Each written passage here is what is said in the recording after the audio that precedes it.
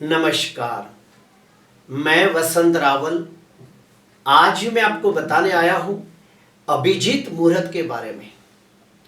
अभिजीत मुहूर्त कौन से समय पर आता है, अभिजीत मुहूर्त के अंदर कौन से कार्य करने चाहिए और अभिजीत मुहूर्त के अंदर कौन सी दो इंपॉर्टेंट बातें हैं जो याद रखने जैसी है।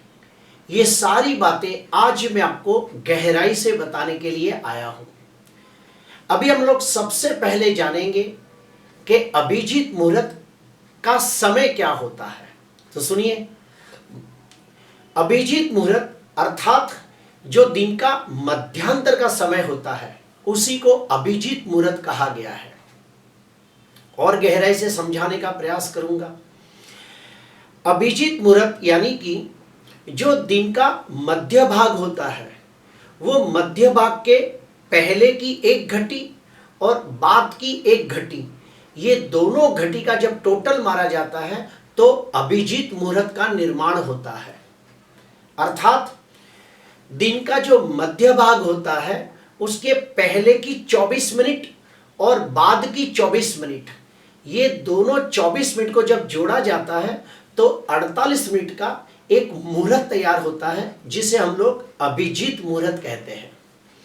और अभिजीत मुहूर्त को दिन के 15 मुहूर्त के अंदर सबसे ज्यादा शुभ और सबसे ज्यादा शक्तिशाली माना गया है। दिन के टोटल 15 मुहूर्त होते हैं, उसके अंदर अभिजीत मुहूर्त को अति उत्तम और सर्वोत्तम माना गया है। अभी हम लोग जानेंगे और एक स्टेप अंदर जाके कि अभिजीत नक्षत्र और अभिजीत मुहूर्त, ये दोनों बातें टोटली अलग अलग है। सबसे पहले मैं आपको बताना चाहूंगा कि अभिजीत नक्षत्र कैसे बनता है। तो सुनिए, उत्तराषाढ़ा नक्षत्र का आखिरी चरण और श्रवण नक्षत्र का पहला 15वां भाग, यानी श्रवण नक्षत्र के 15 हिस्से किए जाए तो उसमें से जो पहला भाग होता है वो, फिर से कहूंगा, उत्तराषाढ़ा नक्षत्र का आखिरी चरण और श्रवण नक्षत्र के 15 हिस्से किए जाए तो उसमें पहला भाग, यानी कि श्रवण नक्षत्र की पहली 4 घटी, ये दोनों का जब टोटल मारा जाता है तो अभिजीत नक्षत्र बनता है। फिर से कहूंगा, उत्तराषाढ़ा नक्षत्र का आखिरी चरण और श्रवण नक्षत्र की पहली 4 घटी, ये टोटल मारा जाए तो अभिजीत नक्षत्र निर्माण होता है। अभी आते हैं अभिजीत मुहूर्त के बारे में। अभिजीत मुहूर्त यानी दिन का मध्य भाग, उसकी पहली एक घटी, बाद की एक घटी, ये दोनों घटी को मिलाकर अभिजीत मुहूर्त बनता है। लेकिन याद रहे, अभिजीत मुहूर्त हर दिन अलग अलग समय पर होता है। क्यों? क्योंकि सूर्योदय के ऊपर आधारित होता है। जैसे कि मान लो सूरज 6 बजे उगा हो तो मध्यांतर का समय क्या आएगा? 12 बजे। तो 12 बजे की पहले की 24 मिनट और 12 बजे की बाद की 24 मिनट, ये दोनों 24 मिनट को जब मिलाया जाता है तो 48 मिनट का अभिजीत मुहूर्त होता है।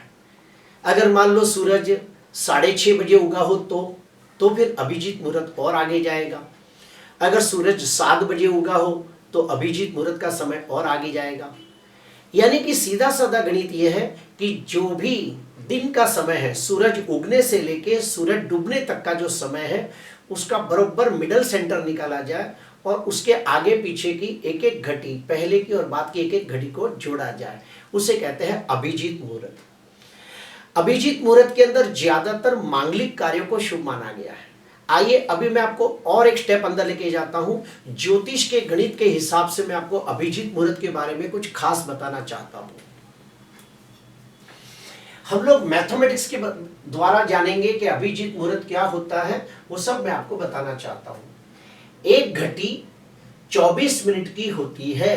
फिर से कहूंगा, एक घटी 24 मिनट की होती है, अर्थात 2 घटी 48 मिनट की होती है और एक मुहूर्त 48 मिनट का माना गया है। यानी कि 2 घटी को मिलाकर एक मुहूर्त बनता है और एक मुहूर्त 48 मिनट का होता है।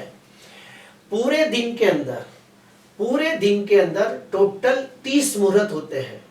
दिन के 15 मुहूर्त, रात्रि के 15 मुहूर्त, अर्थात सूरज उगने से लेके सूरज डूबने तक 15 मुहूर्त आते हैं और सूरज डूबने से लेके दूसरे दिन सुबह सूरज उगने तक और 15 मुहूर्त होते हैं और हर मुहूर्त 48 मिनट का होता है। अब ये मुहूर्त के नाम क्या है तो वो भी मैं आपको बताना चाहता हूं। देखिए इधर लिखा है दिन के 15 मुहूर्त और रात्रि के 15 मुहूर्त। तो उसके नाम सुनिए। दिन का जो सूरज उगने के बाद पहला मुहूर्त होता है रुद्र, इसके अंदर शिव जी की पूजा करने से लाभ होता है। आही, तीसरा मुहूर्त है मित्र, इसके अंदर विष्णु भगवान की पूजा करने से लाभ होता है।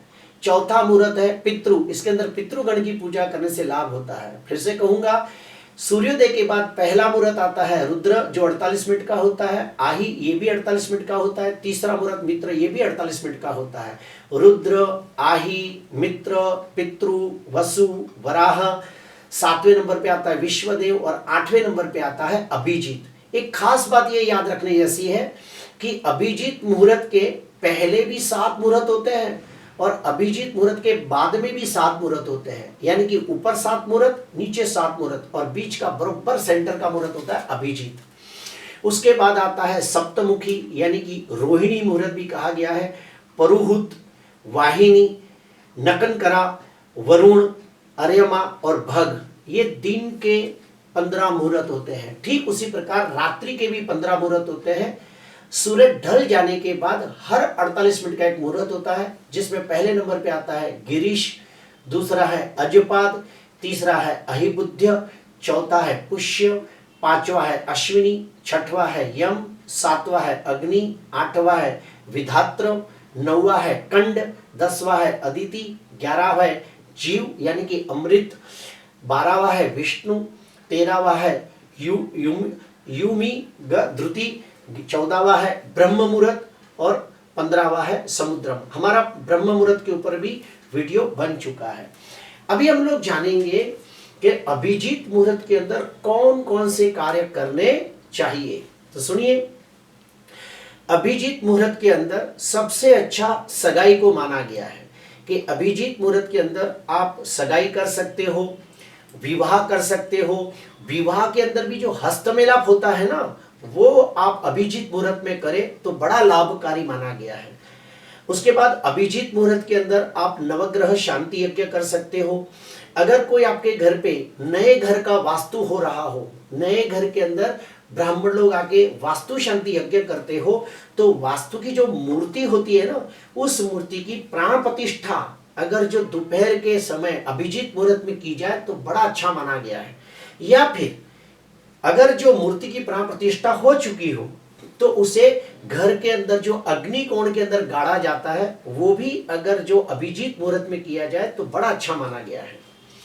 अभिजीत मुहूर्त के अंदर दुकान की ओपनिंग कर सकते हो, नए व्यापार की शुरुआत कर सकते हो।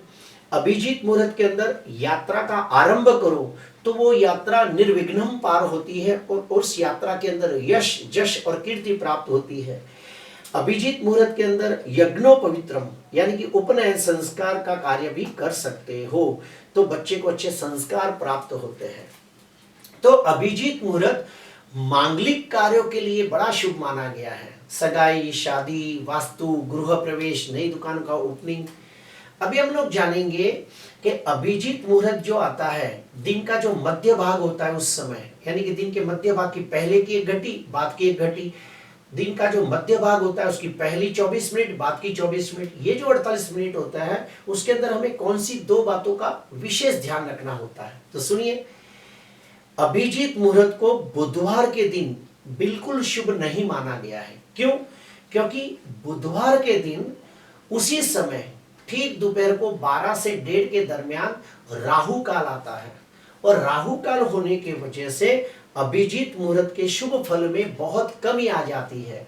इसीलिए शास्त्रों में कहा गया है, ज्योतिष की कई किताबों में लिखा गया है कि अभिजीत मुहूर्त का जो कार्य है ये बुधवार के दिन शुभ नहीं माना गया है, तो बुधवार के दिन अभिजीत मुहूर्त का इस्तेमाल न किया जाए।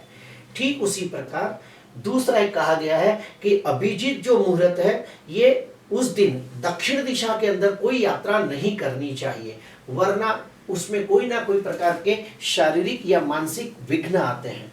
प्रिय दर्शकों, जो अभिजीत मुहूर्त है उसके भगवान है ब्रह्मा जी और अभिजीत मुहूर्त का दूसरा अनेक नाम है विधि, यानी कि अभिजीत मुहूर्त को विधि मुहूर्त भी कहा गया है। कोई भी प्रकार का कर्म कांड का विधि विधान करना हो तो भी अभिजीत मुहूर्त को सर्वोत्तम माना गया है, क्योंकि अभिजीत मुहूर्त के भगवान है ब्रह्मा जी। ब्रह्मा यानी ब्राह्मण की शक्तियों की जागृति।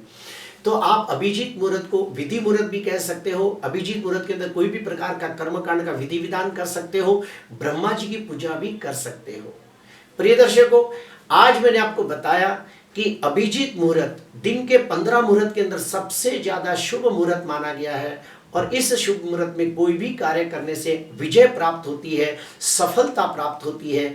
विजय मुहूर्त को सबसे ज्यादा शुभ, अति शुभ, सर्वोत्तम, शक्तिशाली मुहूर्त माना गया है। प्रिय दर्शकों, आज के लिए बस इतना ही। आपको अच्छा लगा हो तो जरूर लाइक करना, सब्सक्राइब करना। नमस्कार।